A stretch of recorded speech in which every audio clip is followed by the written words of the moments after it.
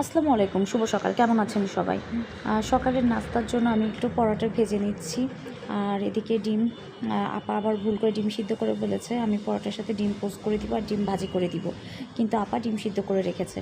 তো আমি ভাবলাম ডিম সেদ্ধটা হচ্ছে আমি দুপুরের জন্য রান্না করে ফেলবো, ভুনা করে ফেলবো। আর এদিকে পরোটাটা উল্টে দিলাম। আর আপনার ডিম পোস্ট করব আমি পরোটার সাথে, ডিম ভাজিও করব, যে যেটা খাই সেটাই করে দিব। এদিকে লেবু শরবতও করে নিয়েছি। আজকে সকালে তেমন কিছু তো এরপরে এই যে মোটামুটি হচ্ছে আমার পরোটা ডিম পোস্ট হয়ে গিয়েছে।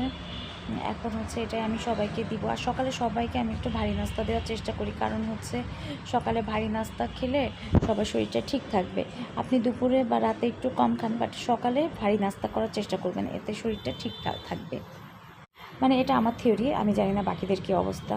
আর অবশ্যই আমার চ্যানেলটি সাবস্ক্রাইব করে যাবেন, ফলো, শেয়ার, কমেন্টস করবেন যদি আমার ভিডিও ভালো লাগে। প্লিজ আপনারা সবাই পাশে থাকবেন।